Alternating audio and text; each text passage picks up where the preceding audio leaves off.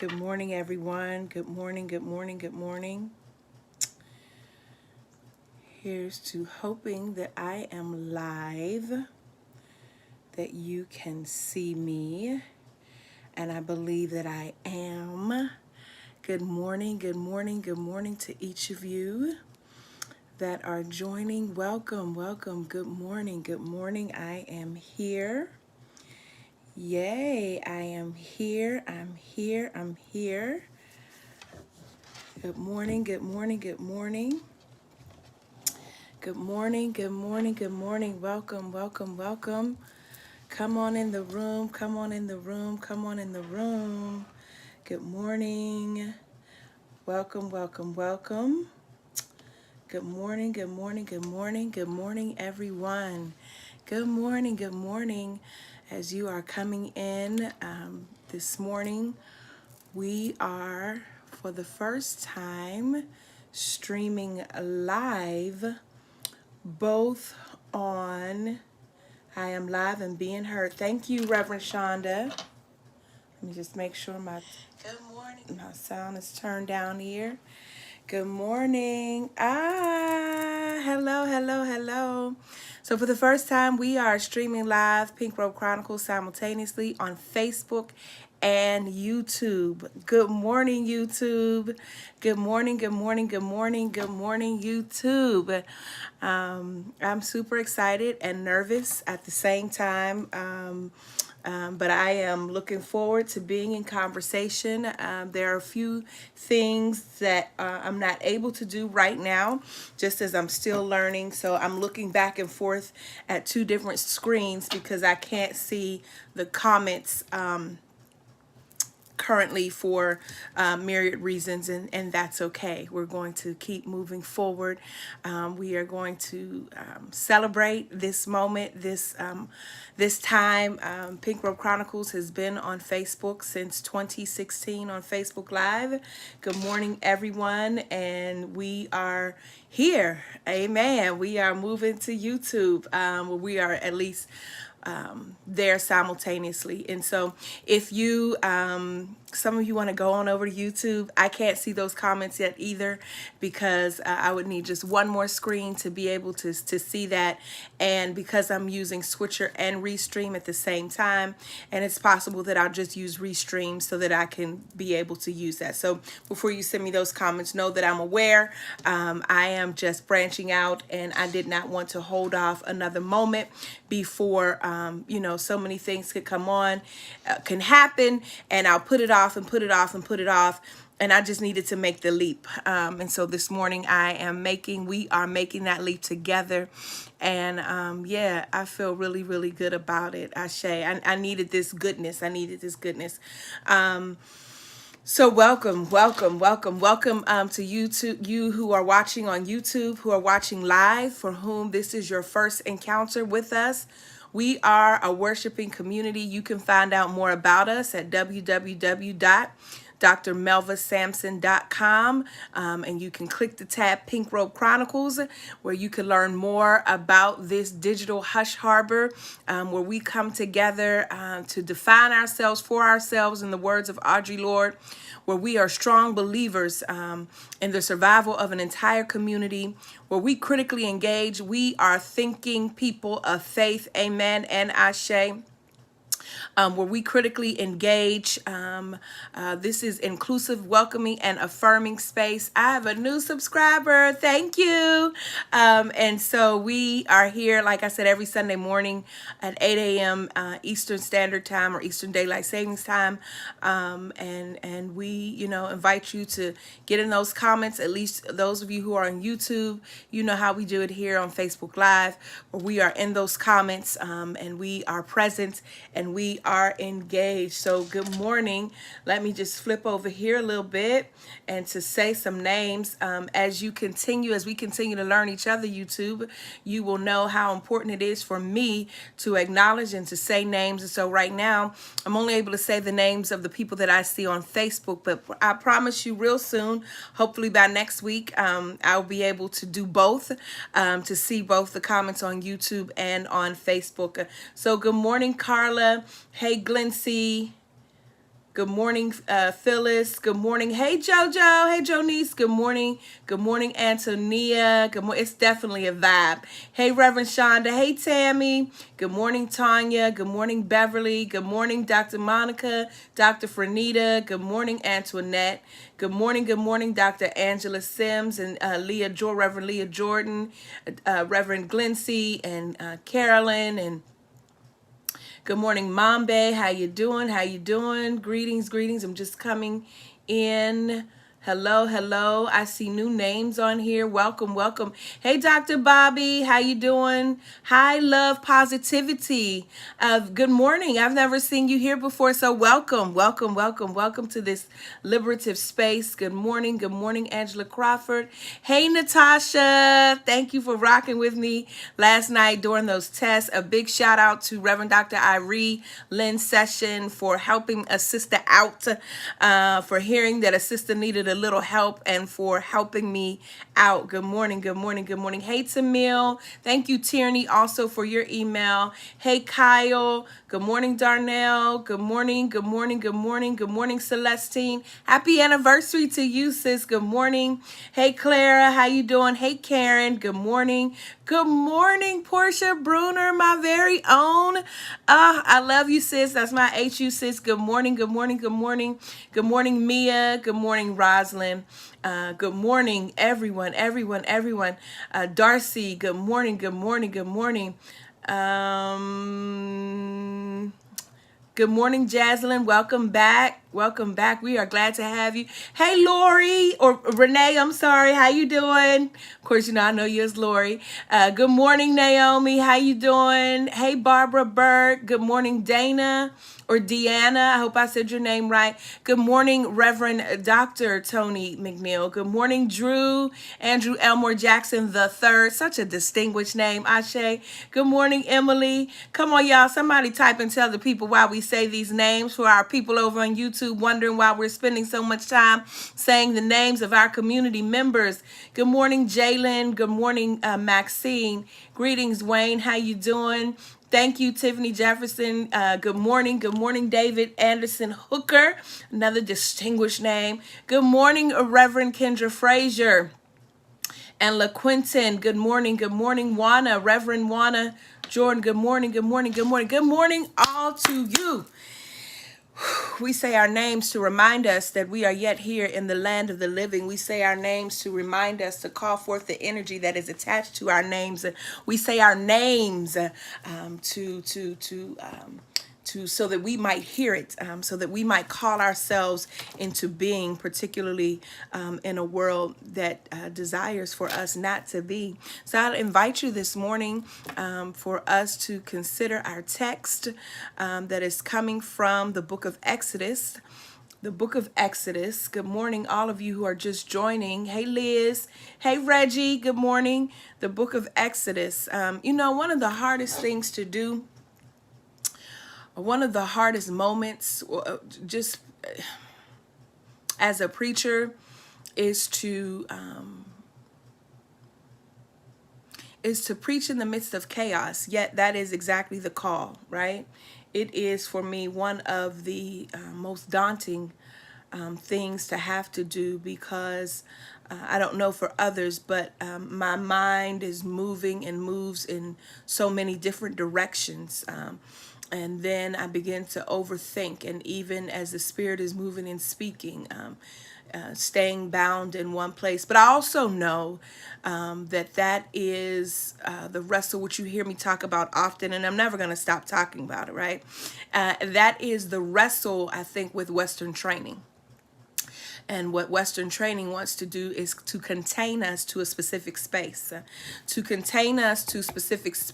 and that is linear, right? When traditions and many indigenous traditions, particularly African indigenous traditions, are circular. And so we move as the Spirit moves, and not only are they circular, but they move counterintuitive to the movement of the dominant society. So I just am going to move in that way per usual. I feel like David, and as he stood against his opponent, the giant, in that I feel like these few little rocks I have, meaning points, conversation starters, it is all of the artillery I have, all the artillery that I need, that we might move forward. So I would invite you to turn this morning with me, to the book of Exodus, And forgive me in advance if I'm not readily able to respond to your comments, because they're not directly in front of me and I'm having to move my head different ways. I'm so excited, and yet I'm so nervous, but I'm so excited to have been faithful to this step, to this call, and to spread our wings and branch out. Exodus chapter 1, beginning with verse 1. No, I'm sorry. Exodus chapter 1, beginning with verse 6. Exodus chapter 1, beginning with verse 6. Listen for a word from the Lord. Then Joseph died, and all his brothers, and that whole generation. So Joseph died, and all his brothers, and the entire generation died with him. But the Israelites were fruitful and prolific. They multiplied and grew exceedingly strong, so that the land was filled with them. Now a new king arose over Egypt, who did not know Joseph. And he said to his people, "Look, the Israelite people are more numerous and more powerful than we. Come, let us deal shrewdly with them, or they will increase, and in the event of war, join our enemies and fight against us and escape from the land." Therefore, they set taskmasters over them to oppress them with forced labor. They built supply cities, Pithom and Ramses, for Pharaoh. But the more they were oppressed, the more they multiplied and spread, so that the Egyptians came to dread the Israelites. The Egyptians became ruthless in imposing tasks on the Israelites and made their lives bitter with hard service in mortar and brick and in every kind of field labor. They were ruthless in all the tasks that they imposed on them. The king of Egypt said to the Hebrew midwives, one of whom was named Shiphrah and the other Puah, "When you act as midwives to the Hebrew women, and see them on the birthing stool, if it is a boy, kill him. But if it is a girl, she shall live." But the midwives feared God, and they did not do as the king of Egypt commanded them, but they let the boys live. So the king of Egypt summoned the midwives and said to them, "Why have you done this and allowed the boys to live?" And the midwives said to Pharaoh, "Because the Hebrew women are not like the Egyptian women, for they are vigorous and give birth before the midwife comes to them. So God dealt well with the midwives, and the people multiplied and became very strong. And because the midwives feared God, he gave them families. Then Pharaoh commanded all his people, 'Every boy that is born to the Hebrews you shall throw into the Nile, but you shall let every girl live.' Every boy that is born to the Hebrews you shall throw into the Nile, but you shall let every girl live." I'm moving back and forth on a title, and there could be several, but one that I'll park on for right now is Staying Alive. Staying alive. Holy Spirit, move and have your way. Ashe. This morning, the words rapped by Public Enemy's Chuck D in Welcome to the Terror Dome, Ring Loudly. I got so much trouble on my mind. Same as the gospel songwriter who said it like this: trouble in my way, I've got to cry sometimes. I laid awake at night, you know the song. Friends, our democracy is in trouble. Our people are in trouble. Our educational systems are in trouble. Our healthcare systems are in trouble. Our institutions are in trouble. I look to my left and I see trouble. I look to my right and I see trouble. Trouble is all around. Now, 200,000 people have succumbed to the coronavirus. Trouble. And a call for a more patriotic curricula. The no-count Pharaoh, president said this, quote, he said, critical race theory, the 1619 Project, and the crusade against American history is toxic propaganda, ideological poison that, if not removed, will dissolve the civic bonds that tie us together. It will destroy our country, end quote.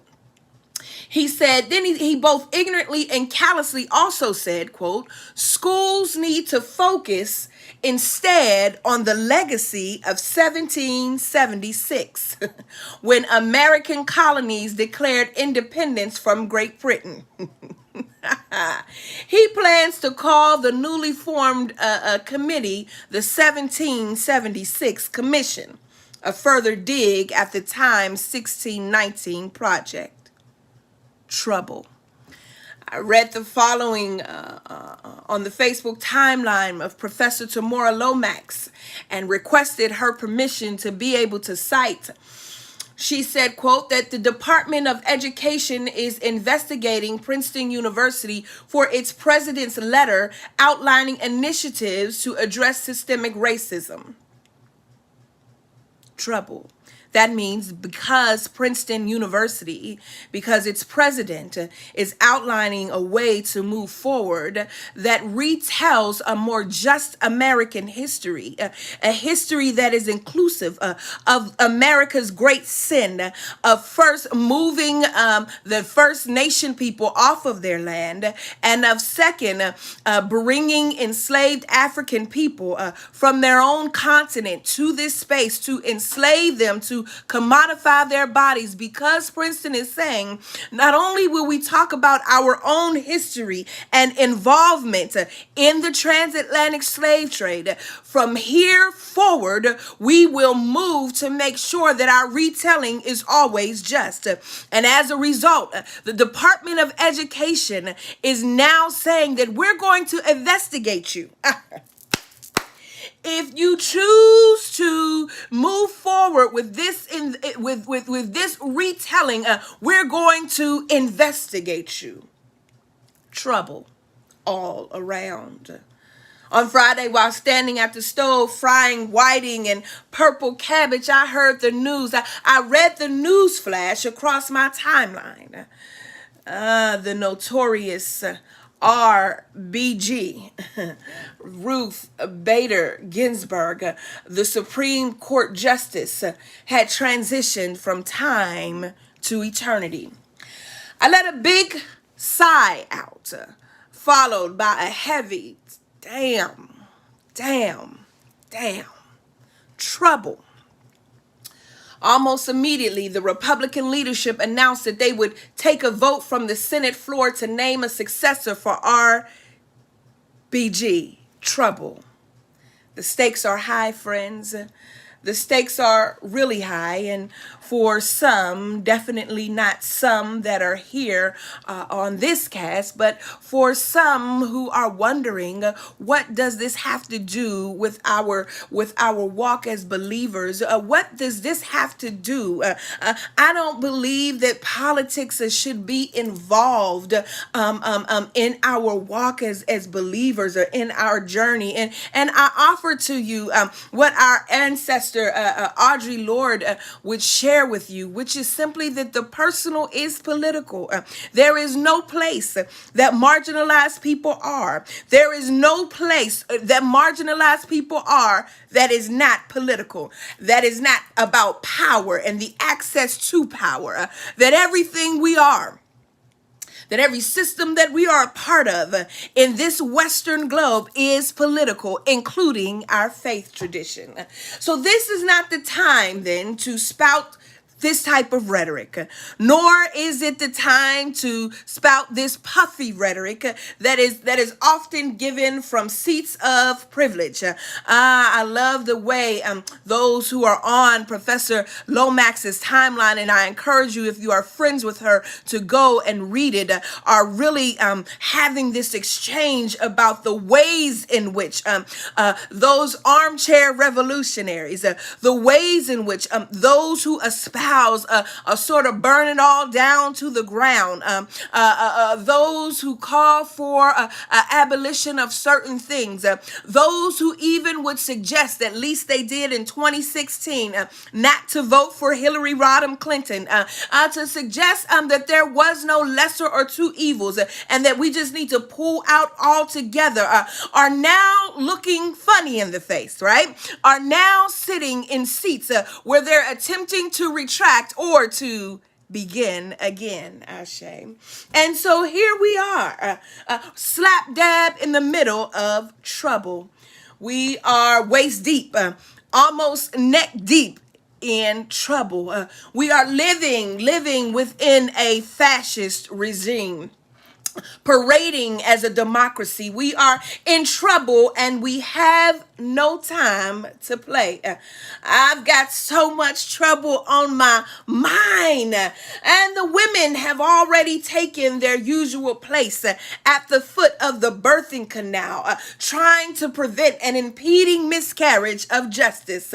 Both Congresswoman-elect Alexandria Ocasio-Cortez and Dr. Lomax remind us what RBG's death could mean for us. For if the wrong person fills the Supreme Court justice seat, it means the difference between having reproductive rights and the government controlling our bodies. It means the difference between LGBT people having marriage equality or full rights. It means that the future of our climate will remain distressed. It means that immigration rights and DACA and universal health care and criminal justice reform and disability rights and the separation of church and state rights, to name a few, are all in trouble. All of this, while we're still expected to get up and make the donuts, whatever your donuts are, whatever kind of donuts you make, all of this while we're still expected to produce, not create, but produce. You understand, there's a difference between producing and creating. Producing is really a rote kind of memory function. It is like standing in an assembly line. But creating is that ex nihilo, creating something out of nothing. And what I am suggesting, that even in the midst of this trouble, the donut makers, the owners of the donut factory, still expect us to produce. And for many of us, the owner of the donut factory either takes its orders from empire or is intimately wed to its success under the guise of abolition or revolution. I point again to Dr. Lomax's remarks where she says, quote, "One day we will sit honestly with how the discourses posturing themselves as the most radical are actually begging for entry into the platforms they are critiquing, and thus more in line with rather than against white supremacy than they claim," end quote. I got so much trouble on my mind. And what I think about most is what it means for us to stay alive in the midst of all of this trouble that we are experiencing. What does it mean for us to stay above board? What does it mean? How will we?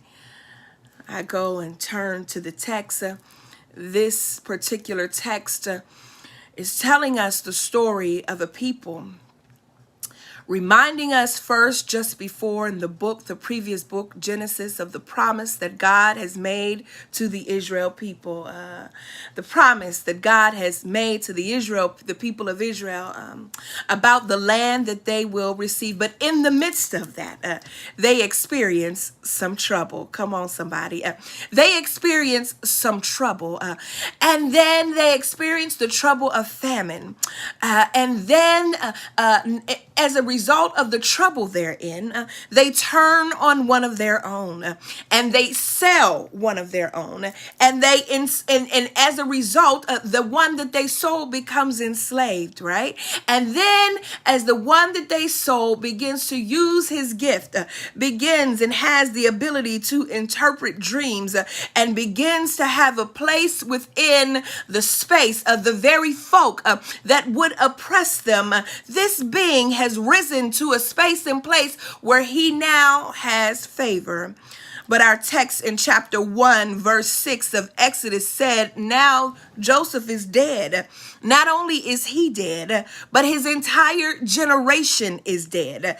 Meaning the people who would be able to recount, the people who would have known the story, the people who would have known, they're dead. They are all gone. And verse 7 says, but the Israelites were fruitful and prolific. That even though this generation had died, come on in here, that even though this generation had died, that Israel still remained prolific. They still remain powerful. How did they remain powerful? How was it that in the face of everything that they were experiencing, that even looking toward a future, how was it that they were able to maintain being prolific? What was it about this group of people that allowed them to multiply? What was it that helped them to grow exceedingly strong? What was it that helped them fill the land?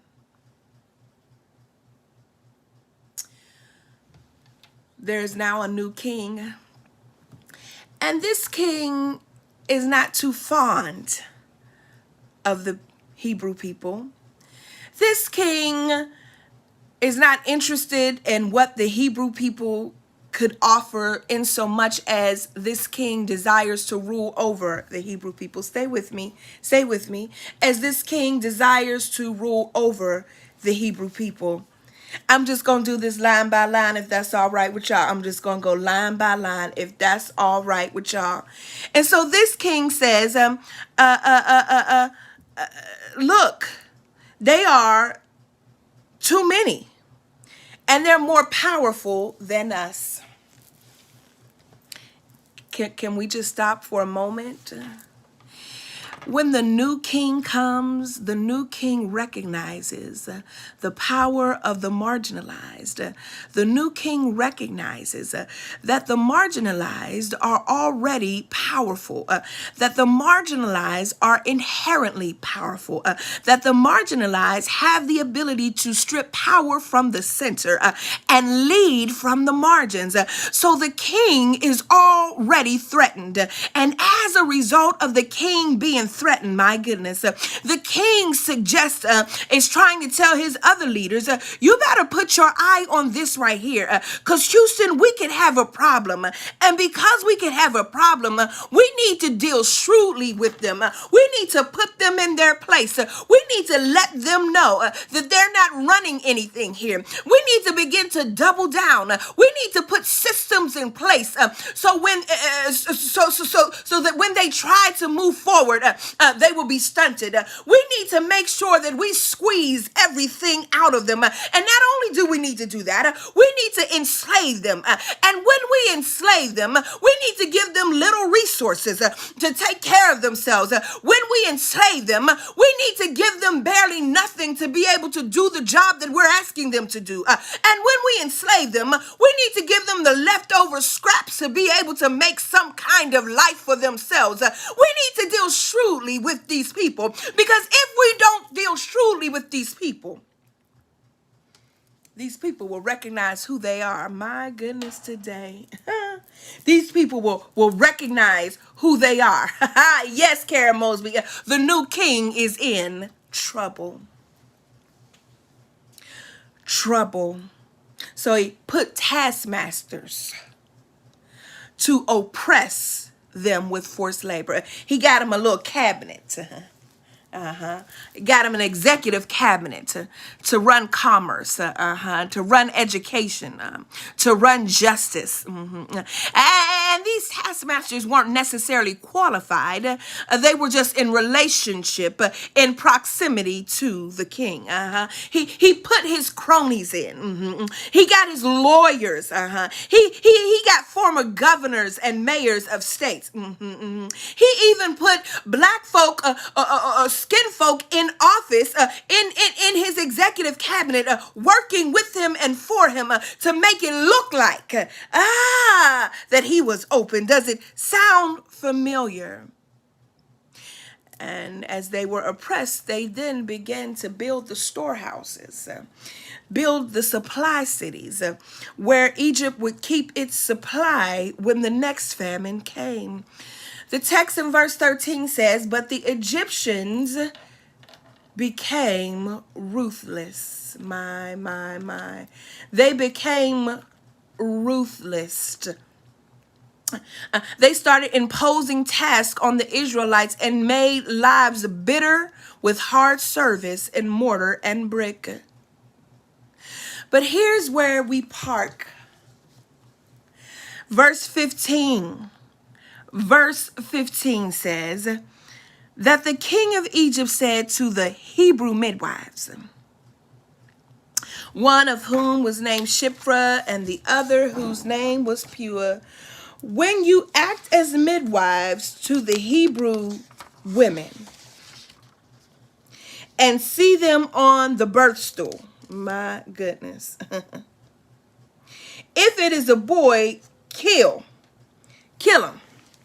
So now the king, out of his threat, the king is telling the Hebrew midwives, Shiphrah and Puah, who according to Professor Will Gaffney could possibly be, in her interpretation, the head midwives, that they are the midwives maybe who have the ability to relate to the other midwives, or that they could have been the only two midwives who were responsible for birthing all of the Hebrew babies.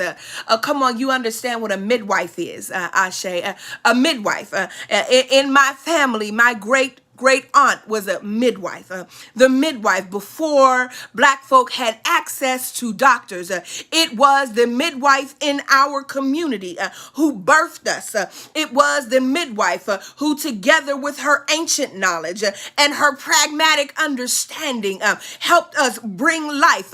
It was the midwife who would put her hands deep into the canal, who would shift a baby to prevent it from coming out breech. It was the midwife who would send the men folk out as she would massage the belly of the mother. It was the midwife who would give instructions to boil the hot water and to bring the rags to be able to catch the birth of the baby. It was the midwife who stood as the portal in between time and eternity. It was the midwife who had the ability to bring out life. And it is this very being that the king recognizes how important the midwife is to a community. I'm talking about staying alive. The king understands the position of the midwife in the community. The king knows that without the midwife, the king knows exactly who the midwife is. Make sure that as those women are on their birthing stools, that when they birth, if it is a boy that comes, you must kill it. But if it is a girl, let her live.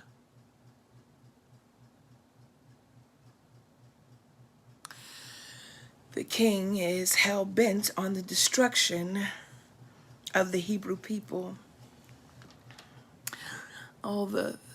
So he gives this imperial edict.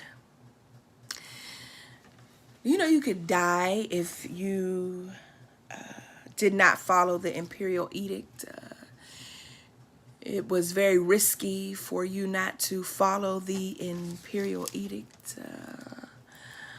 But this is the world in which irrational, destructive power is unloosed. In the person and politics of a king, to give these irrational orders and edicts, to close down social media platforms, to come after academicians, to disrupt services.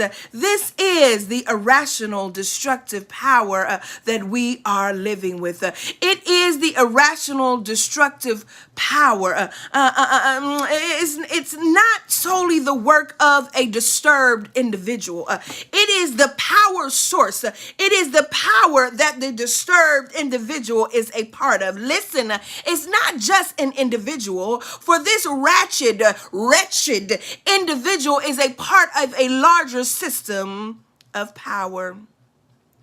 So here we have this dangerous mix of power and powerlessness. And then the narrative, according to the commentary, places Shiphrah and Puah. And there nowhere else are they named in the entire text. Nowhere else are they known or celebrated. Yet here they are mentioned by name. And here they are not just discreet about what they do, but they're defiant. But let me back up for a second and go back. Why did the king want to kill the firstborn boys? Well, let's walk it back for that. The king said, look, the Israelite people are more numerous and more powerful than we.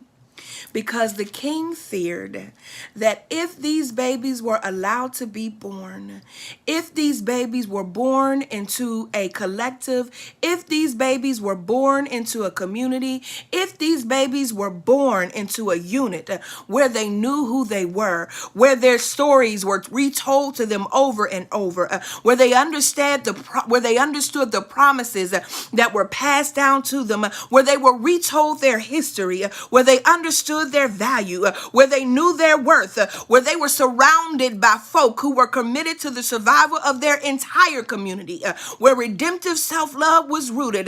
They knew that ultimately that this group would rise up against them. And friends, that's where we sit. Our task is to stay alive. What the king knows, what the empire knows, what this current administration knows is that the very moment we understand who we are, is at the very moment we get it, the very moment that we stop desiring to be so much a part of the very system that continues to place its foot on our neck, the very moment we decide that we are going to take a risk, the very moment that we decide that our liberation and our freedom is more important to us, the very moment that we enact and engage courage, the very moment that we call on our ancestral legacy is the very moment that we win.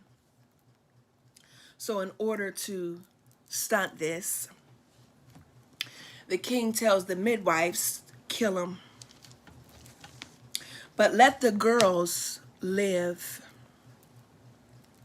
The story goes on that Shiphrah and Puah didn't do it. They defied the king. They ignored the king's edict. And when the king finds out, the king says, "How come you did this?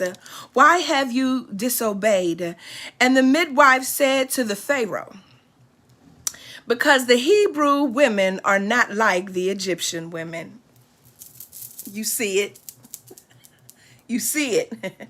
You see it. You see it.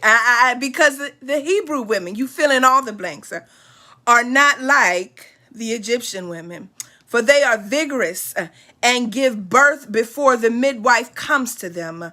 So God dealt with the midwives. What were they saying? Listen. These women give birth before we can get there, which may or may not have been the truth. What is the point here?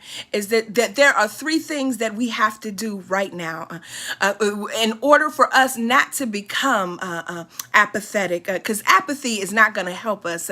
We need to fight, and I'm going back to Lomax's timeline, and there were three things she gave, right? And I want to just sort of preface them here. We need to survive. We need to fight. We need to survive, ultimately, so that we can thrive. Friends, I don't care what has been said. I just absolutely don't care. I can't even sit in the respectability enough to tell you how important it is for us to vote. And while you're voting, make sure that you are not spouting that you're voting because you have to. You are voting because it is absolutely necessary for you to vote. You are voting, my goodness, you are voting because the result of not voting is the continued killing of our folk. Friends, we need to become more like Shiphrah and Puah. We need to understand what our calling is. The text says that the women said they did not kill the boys because they feared God. There is a way in which we are no longer fearing the gods that our ancestors shared with us, that we are fearing empire more than we are fearing the God that birthed us. But what will it mean? What will it mean for us to suggest? What will it mean for us to take a stance? Not when we've lost it all, but taking a stance when we have a presumptive just amount of things. What will it mean for us to stay alive?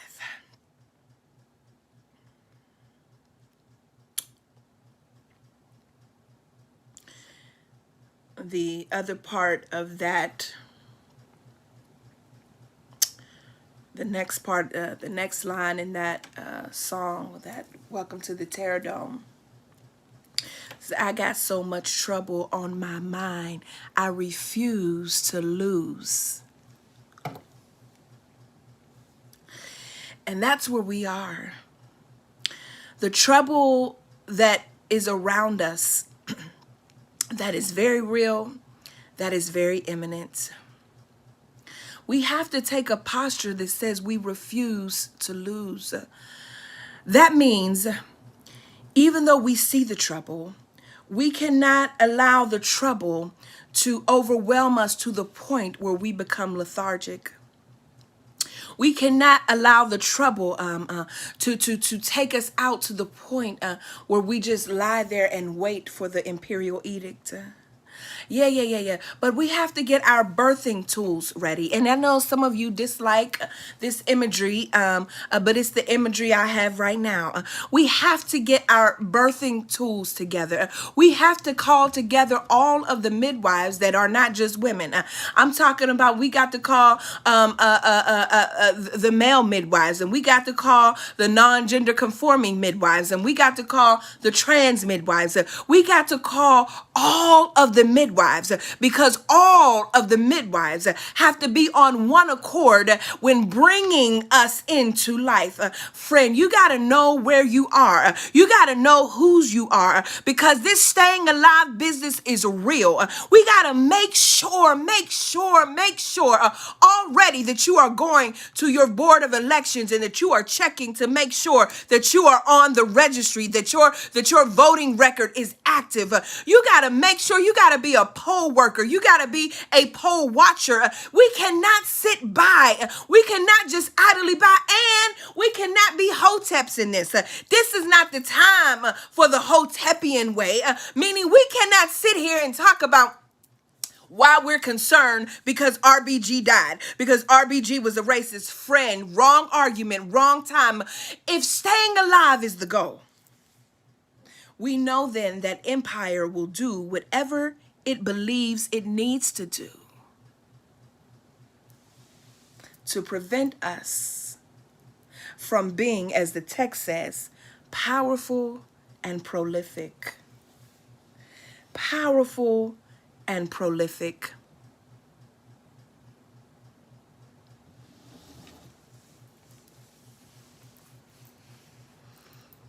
That's what I have for us today.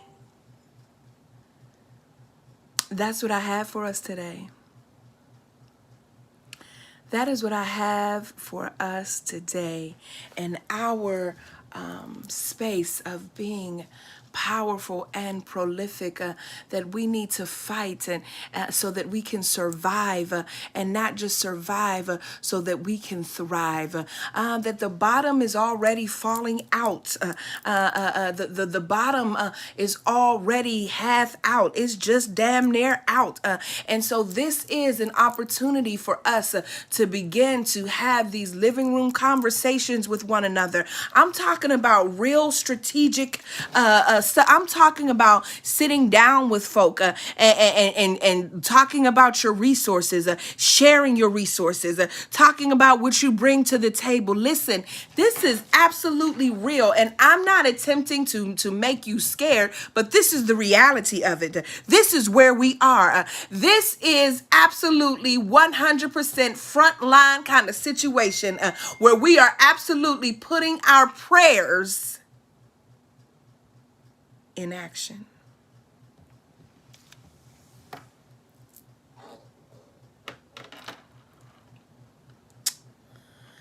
The bottom is gone, Dr. Black says. Ashe.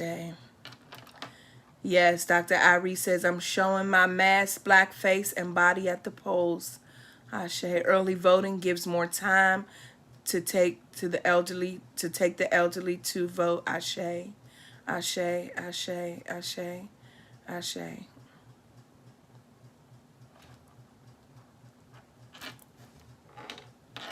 When is the last day for absentee ballots? Please don't make this be an excuse why we don't vote. Ashe.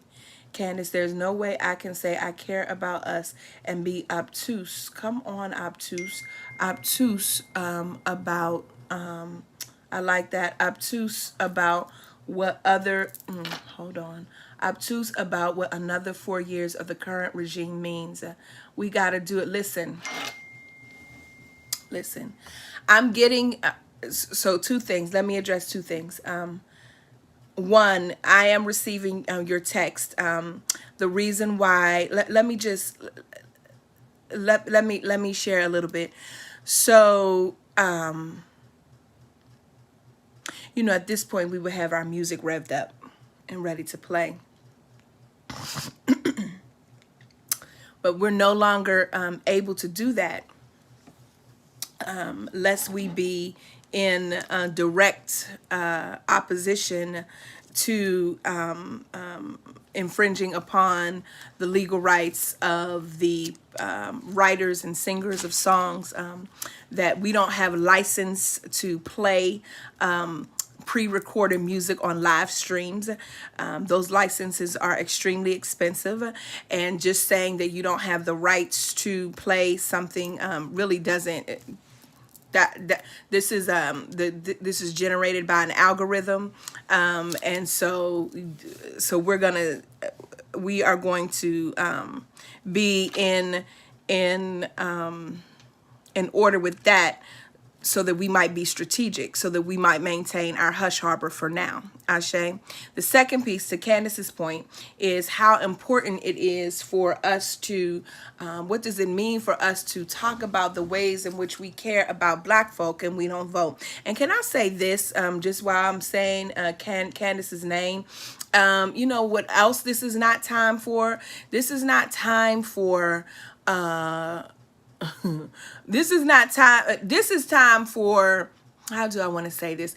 This is time for specific types of content, not contents of quote unquote a refutation, not empty diatribes, not ridiculous soliloquies, not wannabe dissertations about progressive Christianity or progressive faith, not times to talk about the importance of the alleged infallibility of any types of text or any time. This is not that.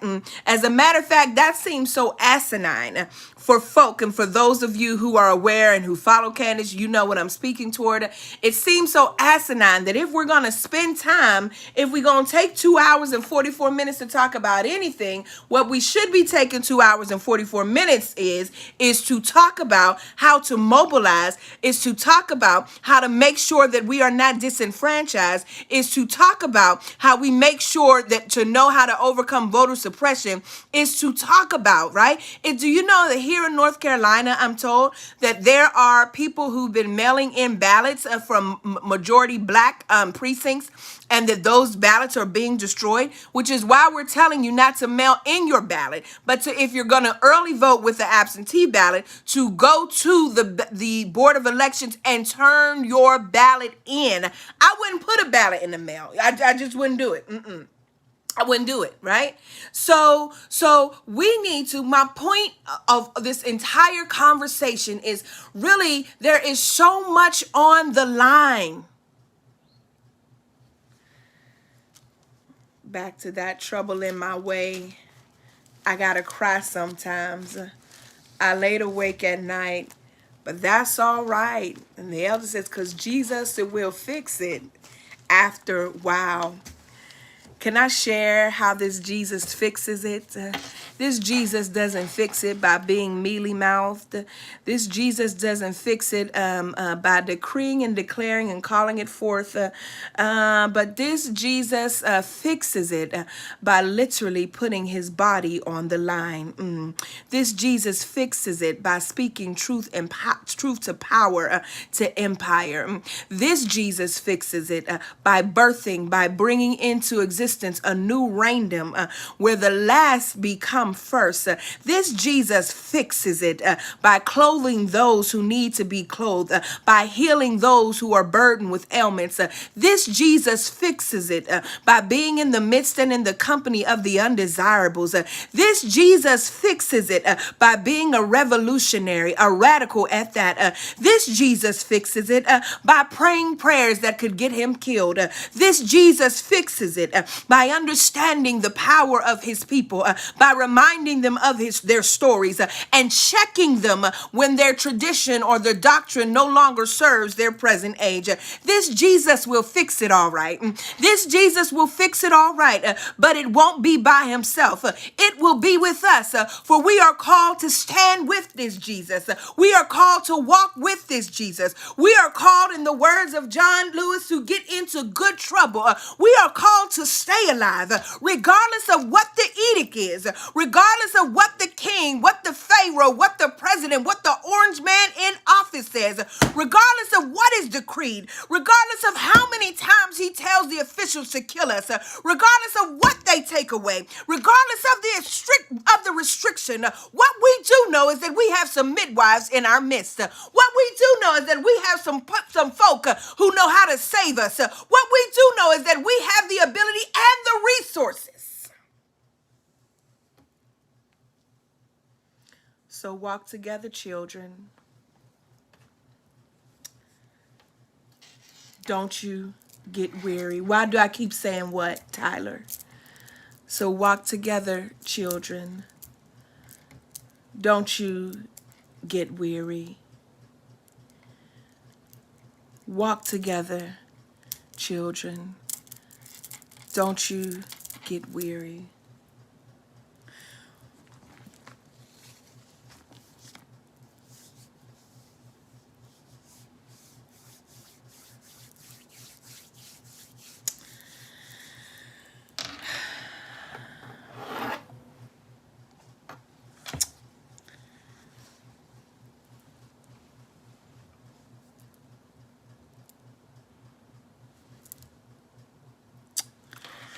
Yes, Glency, we are called to be in partnership with the Holy Spirit to shift the atmosphere. This work has been molded by Sabonfo Somé, Daniel Black, Omelika Kaumba. Yes, yes, yes, yes, yes. Yes, together, together. Tyler Tipton Sr., I don't know what you're saying. You're saying, I love you though, and why do I keep saying this?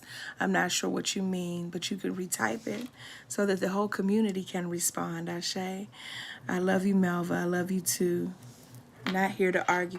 I don't know. So, Tyler, we're not sure what you're saying, but we don't argue here, Ashe. We just simply speak truth to power, and it is our truth. Because I can't go back into the comments right now to speak to your point, I won't give time to it now. But you know, the inbox is always open, and if I feel moved, I may actually respond. Ashe. Friends, this is our charge this morning. Is for us to walk together, is to do the work, for us to stay alive. Absolutely. For us to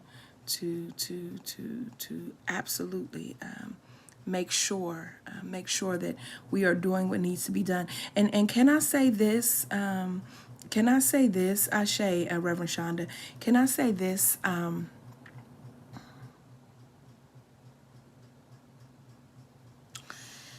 As you know, when we talk about trouble, sometimes it's often hard to talk about trouble without talking about fear. But fear, remember we talked about fear last week, right? That fear, the natural emotion of fear, right, is a natural occurrence. We were talking about the spirit of fear. And just as Dawn is saying that God positioned the midwives, right, that there is a position for each of us. And in that position, the midwives knew exactly what to do. And that's a part of it, right? A lot of this is about you knowing exactly what you need to do when it is your turn to operate in your position. Ashe, that yes, Mama Alice, that in order for us to move, that we need to stay alive to do the work to stay alive. Ashe, that this is the call, right? This is, and so I am not. Okay. Thank you, Ivory. Ashe, Ashe. Bless his heart. That this is necessary. This is absolutely necessary for us to, I guess, in many ways, honor or at least draw from our ancestral legacy. So while many of us may not have ever experienced what we're experiencing before, and I don't want to suggest that, oh, you know, this isn't new, history can share with us, or we can see from history. But what I will say is that there have been generations of those before us who have faced trouble. And we learn from them, and we need to begin to actively engage them. What does that mean? That means we need to begin to invite that legacy, that ancestral legacy, to our prayer times, to our meditation time. Be in conversation, inviting them, asking them, "What is it that you would have me to do? How can I honor? What did you do? How did you make it? How did this community survive? How did this business survive? What does it look like if we do this? These are the ways in which, alongside the other sort of being educated about voting, these are the people and the sources we need to begin to call on to understand, because friends, it's not going to be easy, right? That's not the message I have for you this morning. I don't have an easy message for you. I don't have a nice bow on it. This one is not going to make you shout. You probably won't even necessarily share it. This one isn't that. This one is the stark reality that this is where we are, and there's no hope that's coming out of the sky. We are the hope, right? There is no existential crack open and I'm gonna wipe it all out. We have the ability with our thoughts, with our actions, with our deeds, and even with our juju, baby, to shut it down. We have that ability.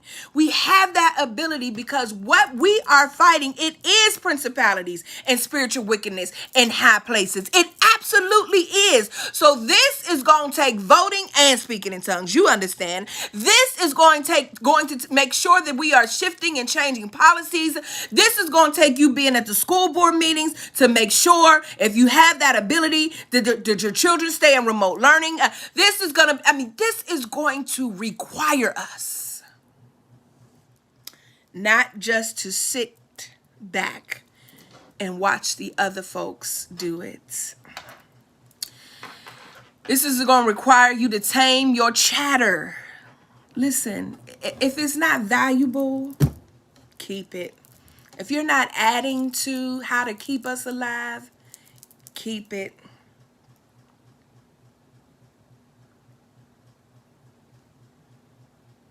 Ashe?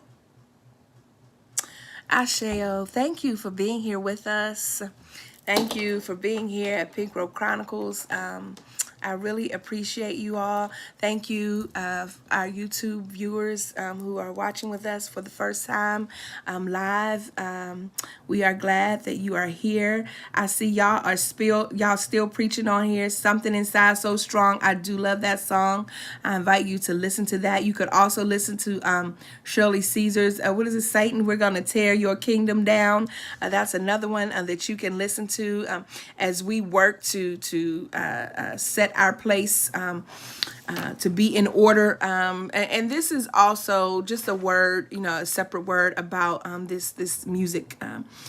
Listen, as much as we want people to make sure they are citing us, and as much as those of us who speak for a living want to make sure that we are receiving appropriate honorariums in regards to our level of experience, is the same way in which on some level I get and acknowledge playing folks music without licensure, which means they don't get paid for that spin, or particularly, and if you do receive an offering for that. And so in some ways, or in a lot of ways, I get that, and we need to be in order around that. And so, but we also then need to figure out what those licenses are, and that's just not for me, that's for every and anyone doing it. And this is also why we need our own servers. Hello, I do know that the Samuel DeWitt Proctor Conference now has its own server. It's called Sawabona, where you can actually go live from that platform. It is owned and powered by Black folk, so that is already in the works. And this is just where we are. This is another part, right, of staying alive, right? And so it's not, excuse me, on I don't discount white supremacy being a part of all things. Like, I just absolutely think it is. And yet at the same time, I do understand, you know what? Let me retract, because this just came to mind. Let me retract. Let me hold. I just got something good. Let me hold that. I'm going to withhold that, because that probably needs to be in my book. So I'm going to withhold that. Okay. So yes, there is a PRC playlist. Natasha, how do I get them to that, Drew? There is. It's on follow my Instagram. Yes, this is good. This is good. If you follow Pink Rope Chronicles on Instagram, you should go right now. Follow us on Instagram. If you click the link in the bio, click the link and scroll all the way down, and it'll get you to the PRC playlist on Spotify. Okay, so we're there on that. All right. Just want to make sure all hearts and minds are clear. I'm trying to look for these comments. Thank you all today. Donna Lawrence and the Tri-City Singers. Now, I have to upload these new songs that folks are putting on. These aren't on there, but I'll upload them, these new songs. Thank you. Y'all going to follow me already. I appreciate it. Yes, please follow Pink Rope Chronicles. If you are not already subscribed to our YouTube page at Pink Rope Chronicles, please subscribe there, as we will continue to do more things on YouTube, and share and ask people to subscribe, as we want to unlock some more amenities on YouTube. I'm just going back. Yep, save for the book, Bobby. That's what I just said. Save it. Okay. I love you all. I really, really do.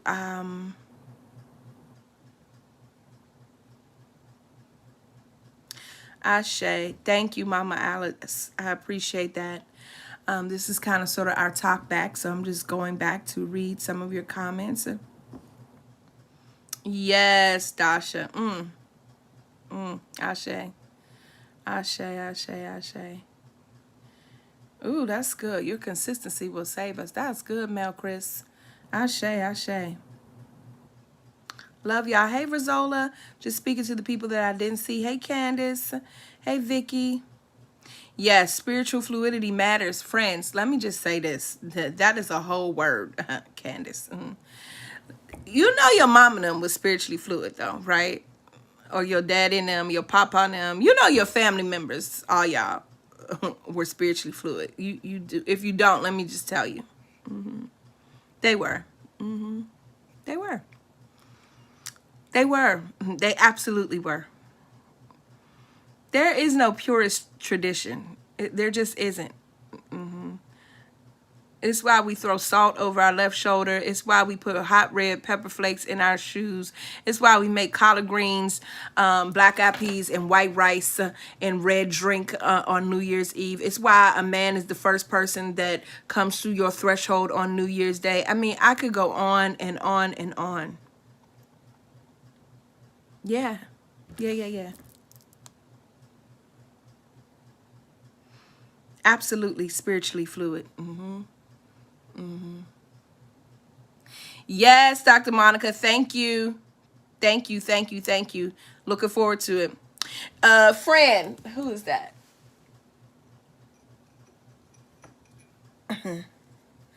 Who said they were burning their Palo Santo? Yes. You must. We must. Yes, T Mark. Boom. Here you go. You know, that's another conversation. I don't want to take us there. That's it. We can talk about that though. The importance of ritual and the importance of Reverend Kendra.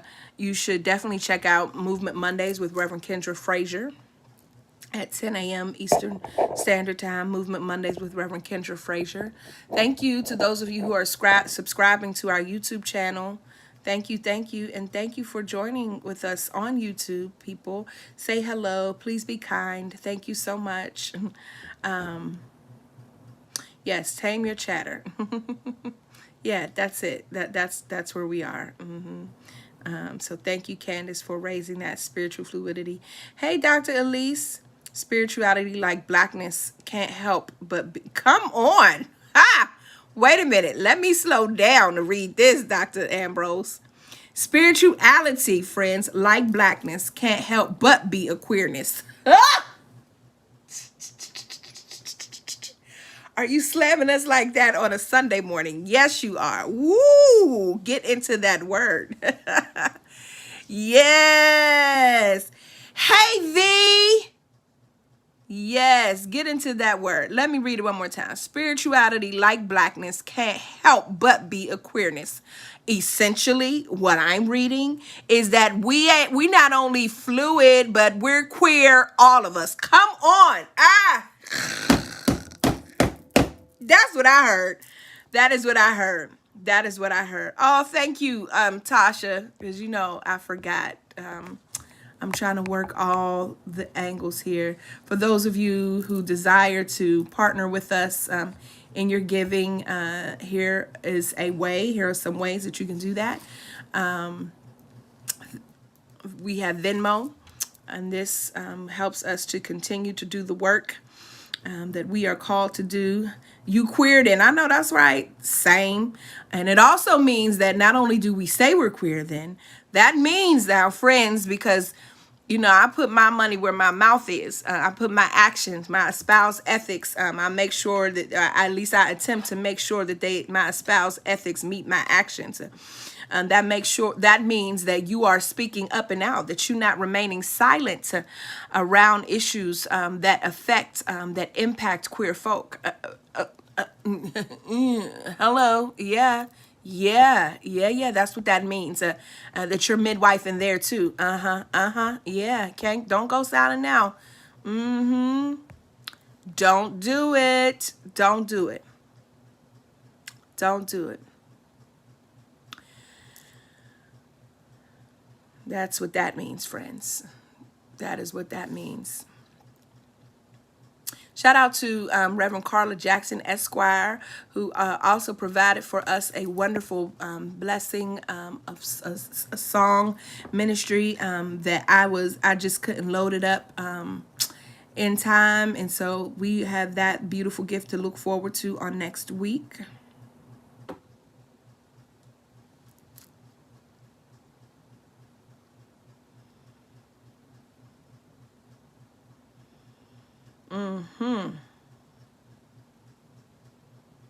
Yeah, y'all, I'm sorry for those Cash App folk. I don't do Cash App. I know it's convenient for many, but I don't use it. But thank you for asking. Be queer all the time. V said keep that same energy. Keep that same energy. Yeah. Keep that same energy. Keep it. Keep it. Ashe then, folks. I love y'all. We have reached our time. I've been up. Hey, Dr. Chanel T. Smith. It's good to see you here. It's good to see you here. Hey, Lisette. Dr. Lisette, it's good to see you here. Hey, Gail. It's good to see you here. It's good to see you here. Greetings, Alva and T and Amy. It's good to see you here. Hey, Mia and Viola. It's good to see you here. These are the people I hadn't got a chance to speak to. Hey, Baba. Ooh, how did I miss that word? He said, hope has feet. Jesus. That's a good word, Baba. Yes. Hi, Kim. Good morning. Good morning. Greetings, Dawn.